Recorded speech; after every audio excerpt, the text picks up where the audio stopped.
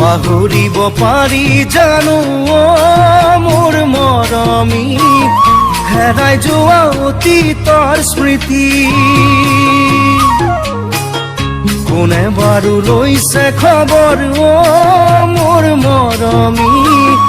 কেনেকৈ জীয়াই আছো বুলি পাহৰিব পাৰি জানো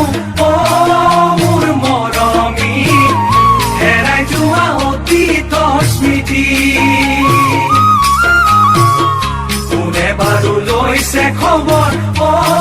মোৰ মৰমী কেনেকৈ জীয়াই আছো বুলি